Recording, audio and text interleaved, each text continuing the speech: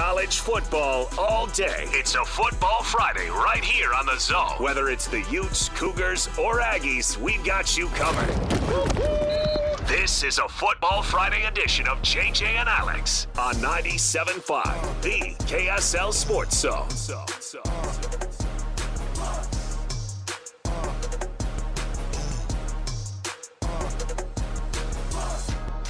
Welcome on in, everybody. Happy Football Friday to you. Happy Friday. Happy conference championship game season.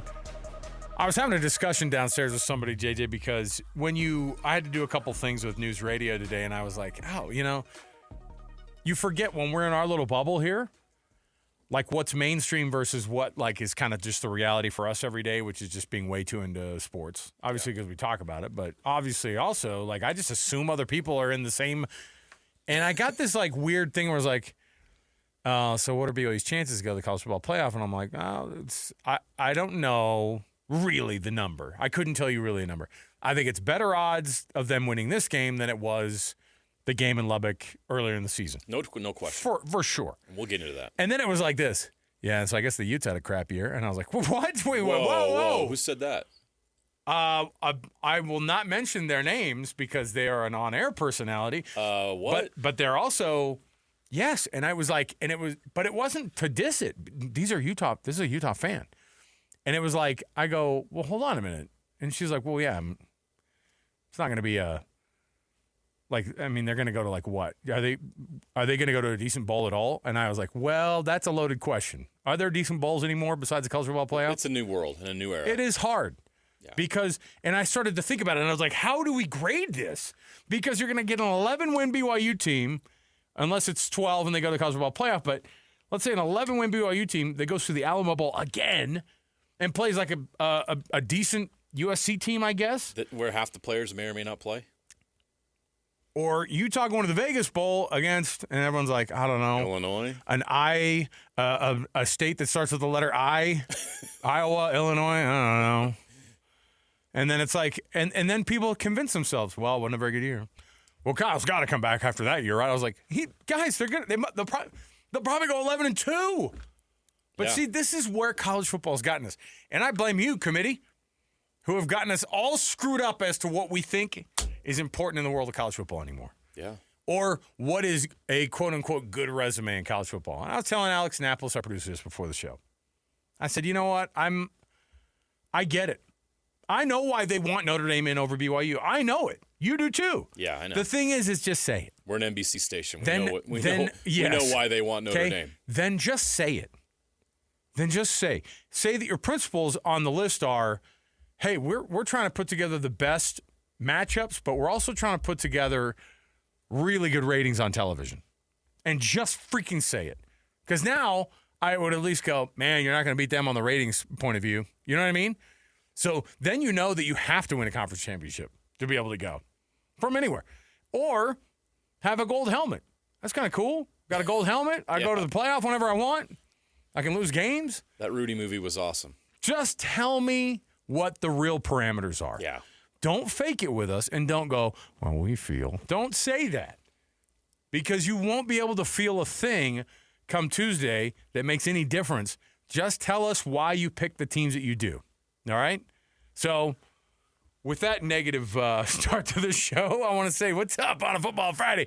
Napolis is our producer. He does a phenomenal job. We got a lot of folks that we're going to be chatting with today. And, of course, we got lots to get into because we got boots on the ground in Dallas, of course. And we've also got just tons to talk about. But we have a short day to do it, JJ. So, Let's pack it in. Happy Football Friday to you, my guy. Yeah. This is as exciting as our jobs get, man. I'm excited for the weekend. We've got championship games. We'll know who the college football playoff participants are. We'll know where our teams are going bowling. Yes. Aggies, Utes, Cougars are all going bowling no matter what happens this weekend. Yeah, absolutely. And the Heisman Trophy race is going to be decided this weekend. I'll be busy working on that Putting your vote in? I've got to make a decision by Monday. Are we allowed to talk about that stuff with you? Or I can't tell you who your votes I like or who I think. I can speculate on what the popular opinion might be. I cannot tell you where I'm at. I can't even mention the names of where I'm at in the process other than saying I will say this. I can say this. I'm wide open right now. There is good. no That's good to know. clear, definitive. Last year Travis Hunter kind of had a generational season. There were. I mean, Ashton Jeanty was a great candidate. Yeah. But he had a generational season. And before that, what Jaden Daniels did was remarkable. And you had a couple of other guys that were in the mix, right? Bo Nix and others. And then the year before that, it was Caleb Williams. Recently it's been pretty clear, and there's been that spectacular player that's really stood out. I cannot say that this year. Yeah, it's going to be more difficult, more challenging to come up with who I think is going to be the winner. It's a bunch of guys. So I got a lot of work to do this weekend. It's a bunch of guys, and I'm disappointed because Vegas had none of these guys top of the list, okay? No. How dare they? And that's exciting. That's great. Right. I love it. The guys who we thought were going to be the Heisman Trophy candidates are not.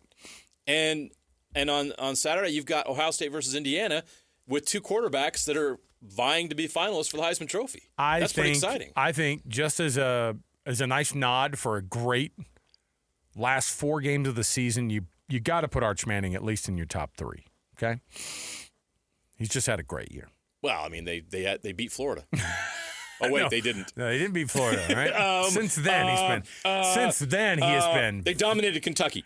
Mississippi State. Yeah. No. Okay. Sorry, Texas fans. Let's kick the program off here officially. There's holes in your resume. I'm sorry. I know. Let's kick the program off officially. We got ourselves going here.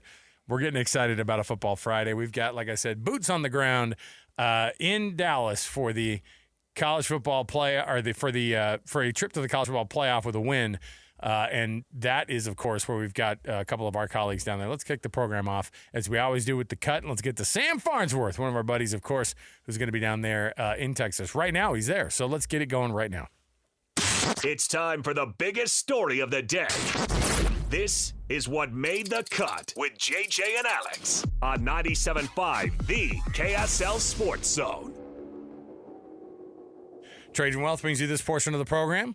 Trajan Wealth, Trajan Wealth, for all your trusted local needs in retirement. And, of course, any of our discussions that we have about the Big 12 championship game featuring BYU and Texas Tech is brought to you by the Burger Boys at JCW's. Quality and a lot of it. Sam Farnsworth, what's going on, Sam? How are things down there in the great state of Texas? Pretty good. Well, I'm a little concerned because you just said boots on the ground. I realize I'm in Texas. I don't own a pair of boots. Better get out there. And am I supposed to? Do I need to have boots, Alex? Do I need to go find me some real cowboy boots? Here's the thing. You'll go into like a Tony Lamas or like a Justin Boots, okay? And you'll walk in there. And here's the problem with getting a new pair of boots is tomorrow when you walk into Jerry World and you walk in with those boots and they're not very comfortable yet, and everyone's going to look at you and they'll look at you from the feet down and be like, this Yankee just showed up and just put some boots on. I think someone told him he had to buy some boots to go down to cover the game. But no, don't throw down $500 on the snakeskin boots. Don't get the boots just you're because not going to impress anybody down there. What about the hat? Do I need a 10-gallon hat? You look even worse. Sam, you look even worse in a hat. You look like Yosemite Sam. By the way, like, I don't know. There will be people in cowboy hats, but nobody you should take seriously. So okay.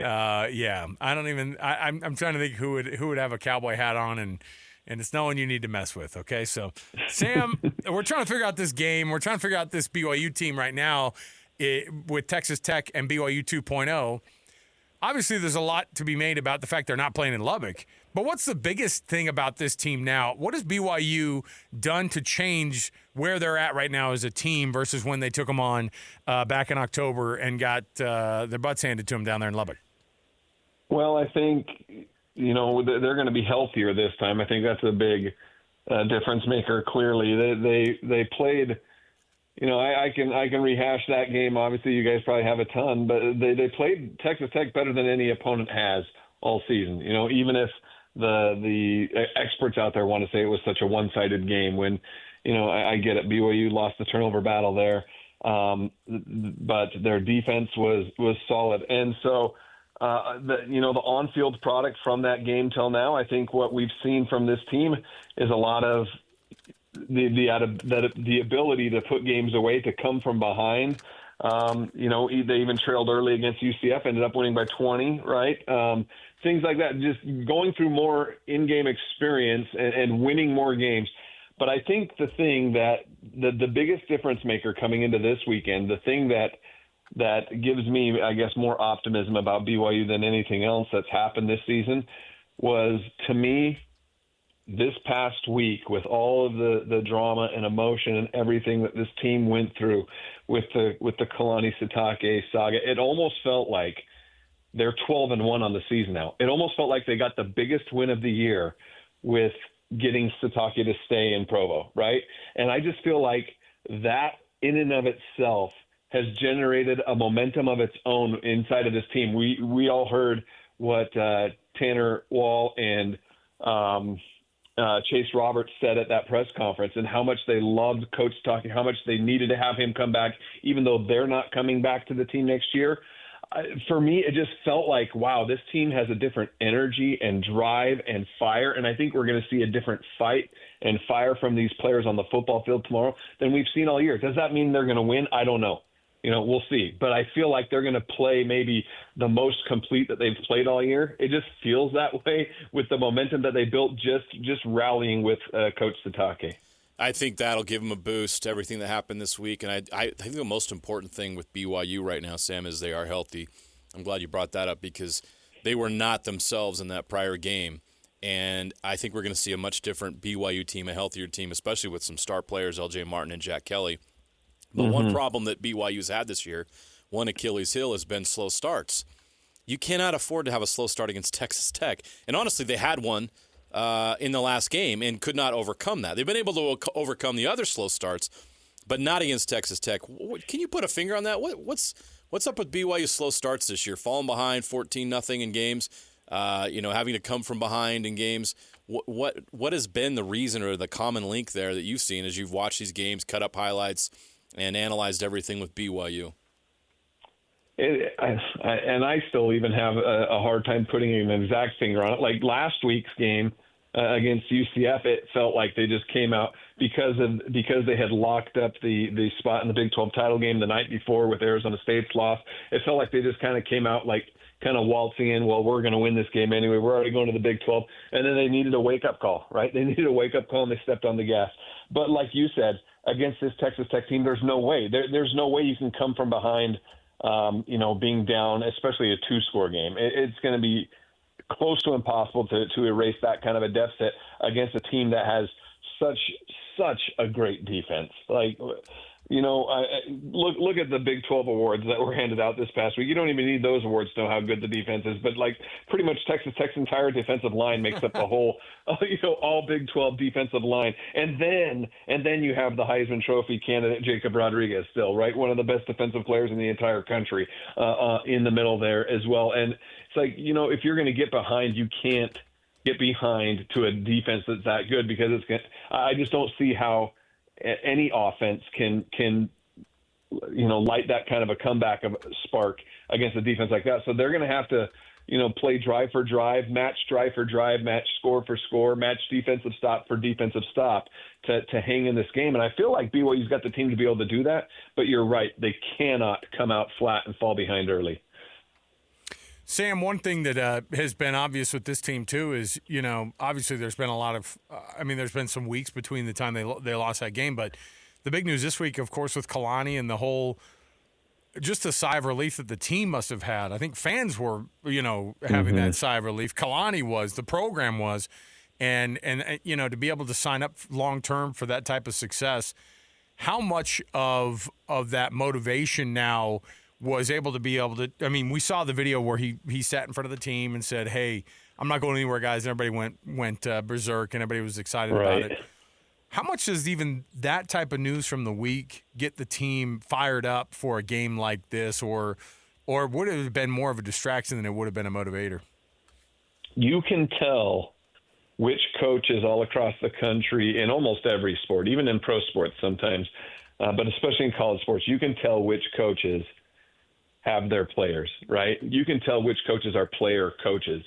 Kalani Sitake, 100% a player's coach. And that video you referenced, Alex, is just evidence of that, right? That when he goes in there and says, hey, I know you guys have heard, don't worry, we're getting things figured out and I'm not going anywhere. And everyone just goes nuts. They do the giant group hug, right? And just jump around with him. they love Kalani Sitake. They love him. And so, yes, like you said, what does that do for a team? I think it does just wonders, because if that's still, even if he doesn't commit to one side or the other waiting till after this game, that would be a lingering subject, a lingering emotion with the team. And to be able to have it cleared up as quickly as they did and everything, it just feels like I said earlier, it just feels like this team has everything to play for as far as just showing, kind of reciprocating that love and commitment that Kalani just gave back to the program, reciprocating it in the way they play this weekend. I think it's huge. When a coach has his players, when he's a player's coach, and just reiterates and shows his commitment to his team, it just feels like those are the type of teams where players, they'll do anything for their coach. They'll go out there, they'll put everything on the line for him. I'm sure you have an opinion on the College Football Playoff Committee and the way they've been handling things, especially when it pertains to BYU. Do you think BYU is being disrespected by the committee? Well, I mean, 100%. And you know, one thing that frustrates me a little bit too, and just following all of this, is the inconsistency and the just in the way they describe the committee describes why they rank teams the way they rank them. Well, this was a bad loss. This was a good win. They're passing the eye test. They contradict themselves so much. They'll say, well, that BYU loss to Texas Tech is a bad loss. And then someone else lost to Texas Tech, and that's a good loss, or something like that, right? Or a similar loss by another team. They are just so inconsistent. And I feel like, you guys have probably talked about this on your show throughout the season, but, they come out with the rankings too early in the year. They need to hold off until things become a little more solidified. It feels like the AP voters, too, they've always kind of had their own voice. Well, now that the playoff rankings come out every week, that they just kind of reflect. I don't know. Maybe I'm just reading too far into it. They're just kind of mimicking what they see from the playoff committee, because without a doubt, you look at the schedule, you look at the 11-1 record. This is a team that I feel like if there was no such thing as a playoff committee, the AP would probably have them ranked in the top 10 right now, wouldn't they? I mean, I don't know. Well, based on strength of record, they should be number 6. Yeah, and it's just crazy how just the way they explain it. Again, I just keep going back to that. They can't explain why they're putting BYU down there, which makes it feel more and more like they're just being disrespected. Like there is a little, I don't know if conspiracy is the right word, but they just they clearly don't want BYU in the playoff. They're doing everything they can to keep them out for whatever reason, which makes tomorrow's game that much bigger, that much more motivation for BYU. Sam Farnsworth, he's in Texas, and he's covering this BYU team in the conference championship game tomorrow. Where does this rank in BYU big game history? I think this is it.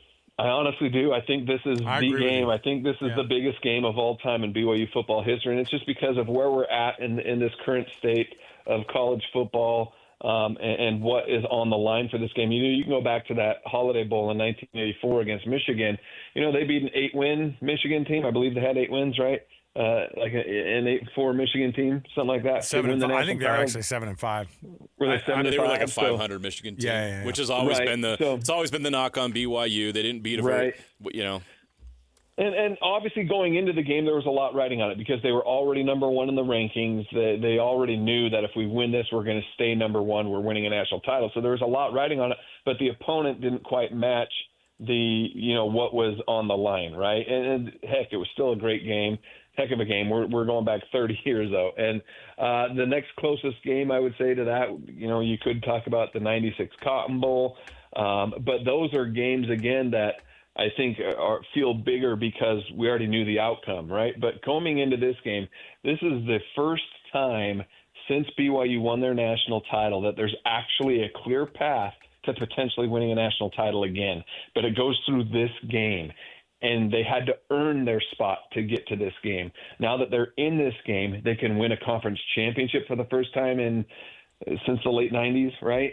They can win they won conference championships. Yeah, they won some Mountain West ones, but it's been a while. It's been since 2009? Yeah. Right. Conference championship game, I guess. 2007 was their last Mountain West championship. Yep.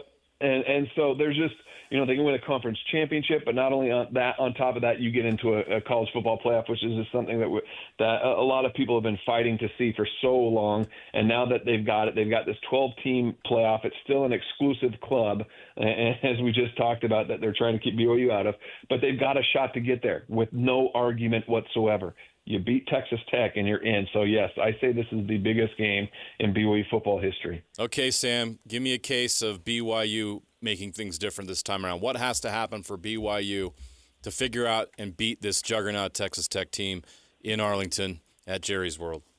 I mean, for me, the clear thing was the turnovers, right? And for the most part, BYU's done a really good job at not turning the football over. If they can be more disciplined in this game tomorrow, you don't turn the ball over maybe once at the most. This is a totally different game because they'll have a longer time of possession. They prevent Texas Tech from getting more points, and it gives them more opportunities to score more points. I think that's the difference maker tomorrow. I do feel like BYU will be more disciplined in that area, even against that great Texas Tech defense. And I think that's going to give them a shot. And I keep going back to this, and I know this is just hunch more than anything else, but I just really feel like this team is going to play and fight with some sort of firepower that we haven't seen yet all year. And a combination of all that I just said, I feel like it's going to be, a one-score game, whether it's like 3, 4, 7 points, somewhere in that ballpark. I think that's the final score is going to be a one-score game. Sam, we appreciate it. Have fun down there in Texas, and don't sprain anything trying to get those new boots fitted up. What's your barbecue game plan? Oh, you'll have to help me out.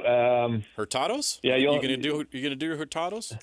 The Cougar Sports Saturday guys hit up Hurtados, and they were very excited about it. We'll put it that way. I was talking to Travis Hodson, our producer, about that. I said, hey, I think we need to go to Hurtados. Yeah.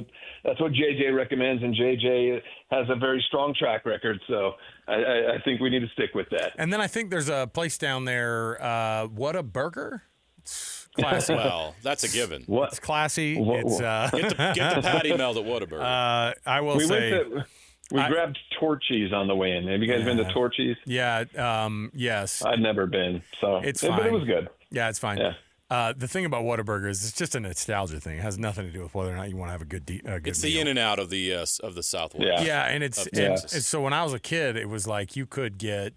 I mean, that's where we hung out after school because you could get 5 burgers for $5. Gosh. Man, we were so fat back in the day. That was the Whopper when I was in high school. Oh yeah, absolutely. Sam, have fun down there, and Thanks, we're looking guys. forward to the coverage, and we'll tune in, of course, for KSL Sports Live this weekend and see all the updates, everything going on. Thanks, man. Have fun. Have a good time, and you guys travel well. There you go. Appreciate it. Thanks, everybody. guys. There you go. Highest ticket price, by the way, of all the conference games. Not Georgia and Alabama. Nope. Not number 1 Ohio State and number 2 Indiana. Nope. It's the number 4 Texas Tech Red Raiders and the number 11 BYU Cougars for the highest priced. You know what that is? That's the Mormon inflation right there. Well, they're not going to get money on alcohol sales, so they got to get it through the ticket sales. Is that what you're saying? Ticket sales. No, well, I'm just saying, like, I'm joking. Here's the thing. Like, I don't know if LDS folks can get hit with the cheapskate thing anymore. No, we've stepped up our game. I get it. No, that stereotype's getting blown out of the water these days. It is. Here's the thing, too. How about the person who's going all in and buying that ticket to this game, and then BYU gets to a playoff? Let's say they get to the college football playoff. Oh man! And they got to go to Eugene. They got to go to. Well, let me tell you what. They win this game. They might be. They're not hosting. They're not going to Eugene. You think they'd be hosting? 100%. So they'd be you think they'd be a 7 or an 8? Because I think that's how do you probably not where. If you beat the number 4 team in the country in a championship game, the only team you've lost to, and you go back and beat them, how do they not vault them up 4 spots? If Alabama wins their conference championship game against Georgia, which I think, by the way, we've forgotten that they went to Georgia and won that game. Does anybody forget that? Well, they've got Georgia's number for some reason. Let's say they beat Georgia. And then Alabama would be in similar that like situation. But see, then you would have something interesting. It would be like, Oregon's not playing this weekend. Right. Oklahoma's not playing this weekend. Notre Dame's not playing this weekend. Miami's not playing this weekend. Well, Miami should not be anywhere near this discussion. It's just thanks ridiculous. to ESPN, they are. Thanks, Heather Dinich. Appreciate you doing the Lord's work out there. Doing the Lord's work, forgetting the Lord's University. How dare you? Oh. Utah fan just threw something at the radio, Doug. Oh, well. And then you know what's crazy is Retzlaff is going to be in the college football playoff. Isn't that crazy? Oh, my goodness. And you know what's funny? Those teams, say what you will, Jake Retzlaff's going to go in there with every bit of confidence on the planet. Did he not pick the best place to go? What an awesome situation for him. But here's the thing. He won games for them by himself this year. No doubt. Handfuls of times. They're not in this situation without Jake Retzlaff. It's amazing. And you know what? BYU's not in the situation they are, I don't even think, with Jake Retzlaff. Is that wrong to say? No. They had a consistency. The difference between BYU this year and last year is the massive decline in turnovers and bad plays. Like Bear. Does Jake Retzlaff go in and beat was so Texas consistent Tech and Lubbock? and efficient? Probably not. No. Right. So, while Jake was awesome last year, Bear has provided a 2,500 yards passing, 10 rushing touchdowns, and less than 4 picks. Crazy. What a year. Yep. All right. We'll take a break. We'll come back. We have tons more around the program. We're jamming 3 hours of programming into another hour here we have left here with it before we get you ready for Jazz versus the New York Knicks at Madison Square Garden. We were 100% right, by the way, about last night's game against the Nets.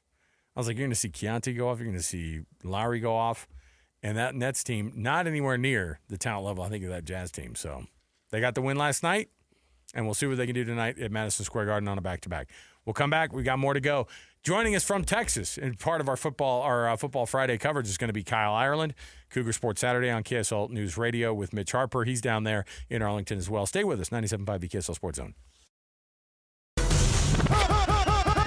All college football, all day. It's a Football Friday right here on the Zone. Whether it's the Utes, Cougars, or Aggies, we've got you covered. This is a Football Friday edition of JJ and Alex on 97.5, the KSL Sports Zone.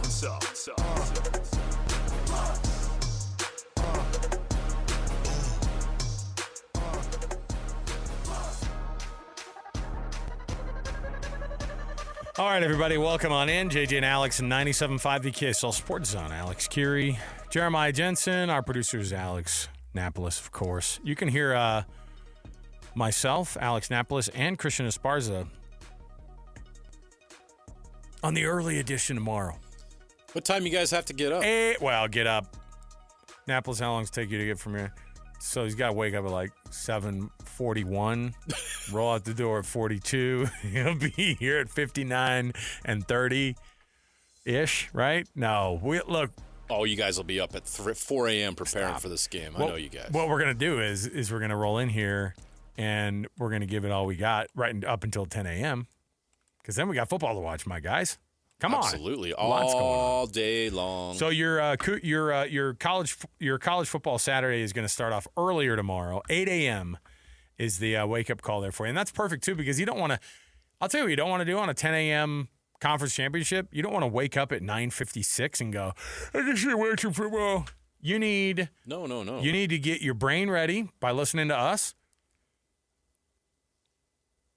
And you're going to get yourself a fat – croissant at your favorite local bakery. Whip yourself up a nice, mean breakfast burrito. Come on. Get your mind right. Get your then, game on. For all you obsessed golfers, Real Golf Radio still goes off at 10 a.m. like nothing ever happened, okay?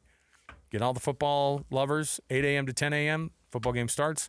Real Golf Radio fires up from 10 to noon. So there you go. So programming change tomorrow to get you ready for that college football or for the Big 12 championship game. All right.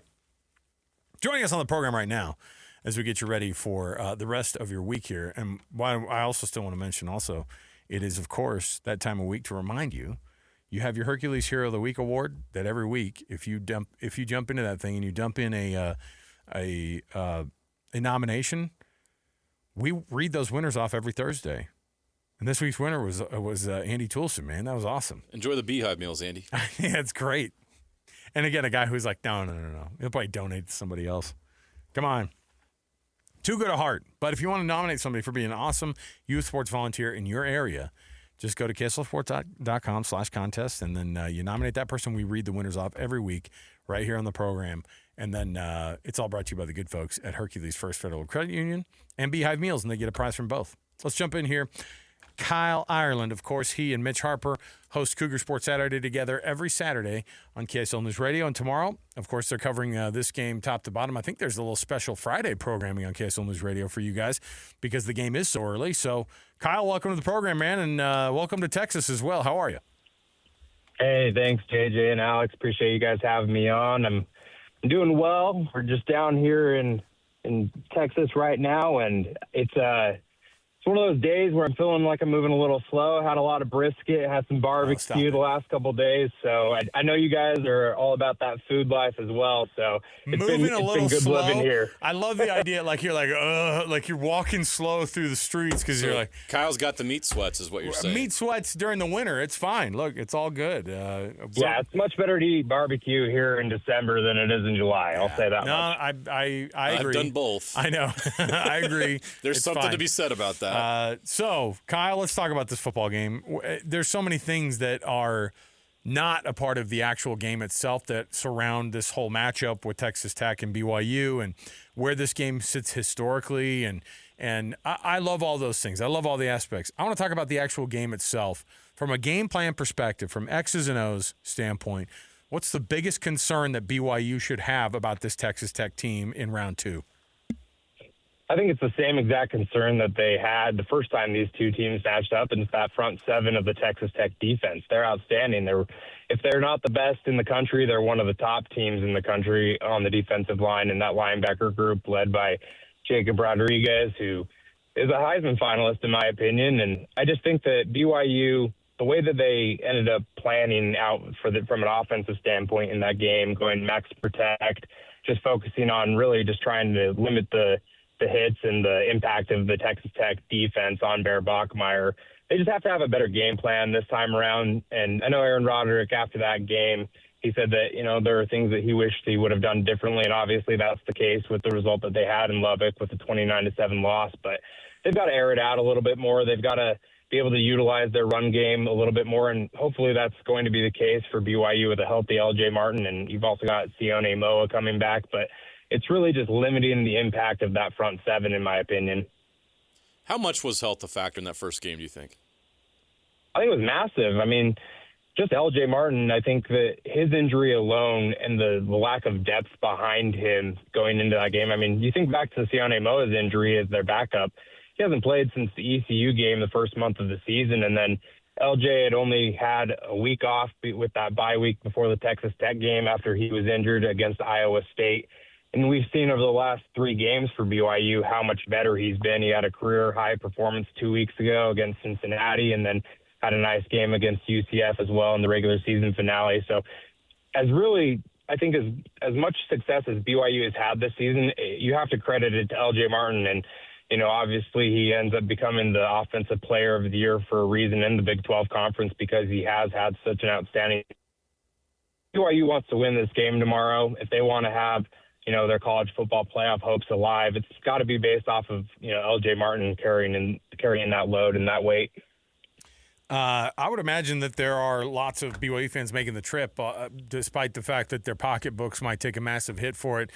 And I was talking about this downstairs with, you remember Tim Hughes from KSL News Radio, who was like, how are BYU fans or anybody who's got this thing going on? You go to a conference championship game, you win that thing, you got to go the next week to wherever it is. Then if you win that game, you're bankrupt.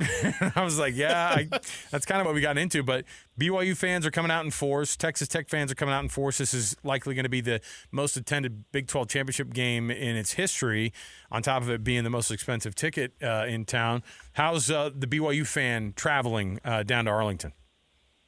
Yeah, we've seen a decent number of royal blue wearing clad people out here. But I would say that it's still going to be a pro-Texas Tech crowd. Obviously, it's only a few hours away from Lubbock, and that fan base also is excited about this opportunity. They haven't won a conference championship outright since the 1950s, and so both these teams are, with fan bases that have been desiring to be in the position that they are in right now, to be able to play for a conference championship, for a spot to challenge, these other blue blood programs for, the right to play for a national title. And that's all that BYU fans, Texas Tech fans have wanted and hoped for years. And so it's finally here. I think BYU fans are excited for the opportunity to come watch this team. It's also BYU's had some special moments in the state of Texas. You think back to even the first game that was at AT&T Stadium where the Cowboys play, where this game is going to be out tomorrow, where BYU took down Oklahoma in 2009. So there's just been some marquee matchups, some fun games, and I think that BYU fans are going to show out well. But I definitely think that, Texas Tech, they also are going to have a good showing. I would say that it's probably going to be somewhere, make it like a 60-40 pro-Texas Tech crowd.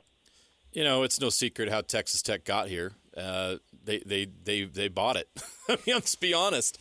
I mean, they were able to get this influx of NIL money, and they're able to afford some of these key players that are making the difference. How significant was the situation this week with Kalani and the investment made? How is that helping BYU in the future be able to match up with the Texas Tech, whose funds aren't going to go away either? Well, I think there's been a lot to be made about the extension this week and the fact that could have been a distraction for this team. And clearly that was the case when we were in Provo at practice and, at the press conference earlier in the week. But we were at the team hotel last night and we saw the team arrive here in Arlington and watched them flood into the lobby. And there were a lot of happy faces, smiles. Kalani was, hanging out with his players and his coaches, and Jordan Chris's family was there, and Jay Hill was smiling and talking with them. And it was just, you could tell that there was a weight that was lifted off based off of the commitment that was made by the university, by the church, by this program to their head coach. And not just the head coach, but his assistants and the players as well, and the future players and the signing class that was signed this week. NIL is the story of college football right now. It's the game that's being played, and BYU is stepping up to the table, and they're showing that they're willing to play that game. And that's a good sign for this fan base, people that care about this program, to see that the investment is being made, not just in the dollars and cents, but it's also, like Brian Santiago said at Kalani's press conference, they're investing in Kalani Sitake. He's in his 10th season leading this program, and as he continues to choose BYU is also showing that they're willing to choose him as well. I don't think BYU is ever going to get to the point where they're going to, be outbidding the teams like Texas Tech, who are going to just, have all that oil money behind them and just be willing to pay $40 million for their rosters. Maybe that gets to a point where things are inflated and BYU has to kind of keep pace with it, but I don't think BYU is ever going to be the top dog in that game. But BYU has shown with basketball and now with football that they're willing to be neck and neck and fighting for those things as well.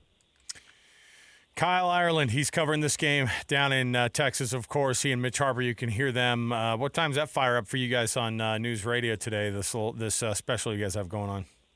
Yeah, so we're going to go head down over to Globe Life Field, the home of the Texas Rangers, right now to check out the Fan Fest that they have going on at 6 o'clock Central Time tonight. And then after that, we'll be on the air from 7 to 9 Mountain Time, live on KSL News Radio. We'll continue to preview things just like you guys have been on KSL Sports Zone and get people ready for tomorrow's big game. It's going to be a big one. Kyle, we appreciate it, man. Thanks again for hanging out with us. Thanks, guys. Have a good one. There you go. Kyle Ireland. All our interviews surrounding this BYU Texas Tech Championship game, of course, brought to you by JCW's, the Burger Boys, quality and a lot of it. We'll take the break. We'll come back. We've got a Football Friday edition of Would You Rather right around the corner. You don't want to miss it. Plus, coming up in the 4 o'clock hour, Nick Bromberg, he covers college football for Yahoo Sports. We'll get the national look at why BYU and Texas Tech get looked at a little bit differently as Big 12 members than the other college football playoff ranked teams that are out there. We'll talk to him about that, plus the other conference championship games that are coming up this weekend. It is packed. It starts tonight, by the way, so you're going to see tons of it starting tonight, and we'll see how that thing goes. So stay with us. More to go. 97.5 the KSL Sports Zone. Listen, everybody. Real-life hypotheticals to get your brain churning. As JJ and Alex ask, would you rather?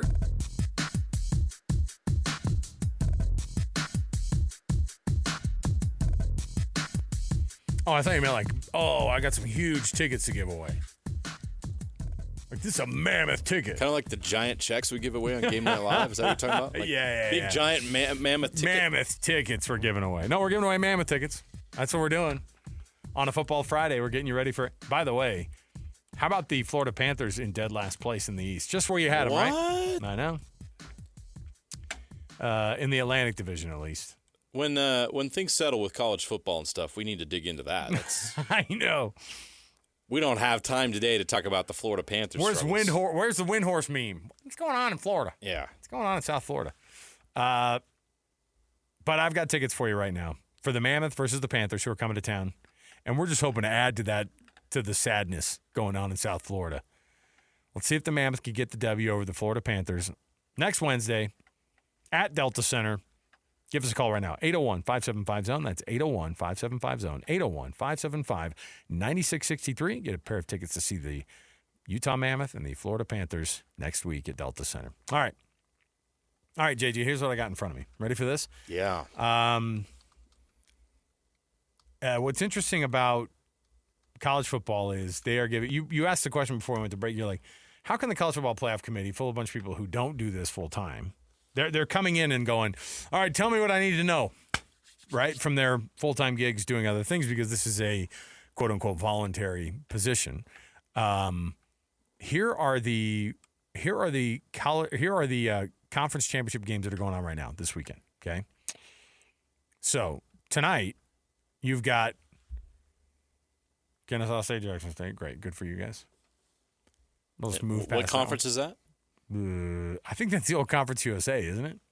It is. Yes. I think it is, actually. The old Conference USA. I mean, them and the Pac-12 has just been ravaged, right? Troy goes to James Madison. Let me give you a little hint on that game. James Madison's a 24-point favorite in that game, so they'll roll. We'll see. Now, this one is of high interest. The American is that's on ABC tonight, between North Texas and Tulane. And then the Mountain West Championship game on Fox at the same exact time between UNLV and Boise State. Of those games that are on the Friday, the one that piques your interest the most is North Texas Tulane. But now hold on a minute, because that UNLV Boise State game, not at all. A rematch from last year's championship. All right. If the Mountain West had a shot at a big at a playoff spot like they did last year, what's crazy is, and I watched UNLV Boise State last year for a number of reasons. North Texas is 24th, Tulane's 20th. UNLV and Boise State are not ranked. I don't know when the last time that there was an unranked Mountain West championship game. Neither team ranked. Crazy. Okay, I'm going to throw BYU and Texas Tech out because we have to cover that for our job, so you're not allowed to say that one. Georgia, Alabama, Duke, Virginia, Indiana, Ohio State, the one that you can only pick one to watch tomorrow. Which one's it going to be? Georgia, Alabama. Really? Not the number one Ohio State. That's number one versus number two, man. Yeah, but Indiana. It doesn't do anything. Both of those teams are going to be in the college football playoff. It doesn't matter. If college football had an expansion team, wouldn't Indiana feel like the expansion team? It's like, this is the year the Jags made a great story. This brand new college football program came out of nowhere. When I was a kid, the Panthers made the Super Bowl pretty early in their because what were they? They were like 1996 or 1994 or whatever they were made. Yeah. And then they go to the Super Bowl. I think the Jags made an AFC Championship game in like their third year. Yeah, and I remember the Panthers playing the Cowboys to go to the Super Bowl, and I was like, these guys aren't allowed to do this yet. Right. Indiana feels a little bit like that. You get my point. Like, if it was Ohio State, Michigan, or Ohio State, Penn State, I have a completely different opinion. If Alabama gets the doors blown off them by Georgia, which could I'm happen, hoping for. I think everybody is. They go from 9 to what? Doesn't matter because they're not going to be in the playoff. 14? 13? Why wouldn't they still try to go, well, hold on a minute. No. You don't think 3 losses? JJ. One of them was the Florida State. You know the same committee that I do, though, don't you? I do. They'll go down to 10, and they'll go, well, they played in that conference championship game. I know the committee will try to make a case. They split the season series against Georgia. Well, then all of a sudden Texas enters the picture. They will. You're laughing. They will. You're laughing because who else has 3 losses in the SEC? Yeah. What's the difference between Alabama and Texas? Right now, it's just the fact that Alabama beat Georgia, a higher-ranked opponent. So let's say they're the same they thing. lose by 2. Then would they stay? Would they stay in? You think they'd be totally out? Well, they're 9th right now. They'd be the ones They can only afford to drop 2. If they drop 1 spot, they'd be in. If they drop 2, but they're not going to bump Notre Dame out. No, heavens no. But Okay, they are let's trying to assume figure out a way. If BYU wins on Saturday, that's the committee's worst nightmare. Oh yeah. It blows up all of their plans because they're going to have to say, all right, is it Notre Dame that's out? Yeah. Is it Oklahoma? Is it Alabama? Even if they lose to Georgia, I love it. so there's going to be some chaos if BYU wins. So obviously we have our biases here that BYU wins. Even Utah fans got to be pulling forward a little bit because it's going to blow things up and make a path for the Big 12. Why not? You need to be a Big 12 fan this weekend. I know that sucks if you're a Utah fan, but you got to be a Big 12 fan because it's good for the conference if 2 teams get in. It wasn't that long you took your Pac-12 sticker off your truck and put that Big 12 one on there and be a big fan. Let's go. All right. What about the Pac-12 Calvin peeing on? Oh, yeah, peeing on the Big 12 one's that one? Logo. Yeah. Yeah, no, that's classy stuff. Yeah. All right, we'll stay right here. We got more to go. Nick Bromberg's going to come join us on the flip side of this one, talking all things college football. So not just the Big 12 championship game, although we'll ask him about it. I bet he can't wait for Duke versus Virginia. But he's fired up. I know. All the other conference championship games that are in the hopper as well. Stay with us. 97.5 EKSL Sports Zone.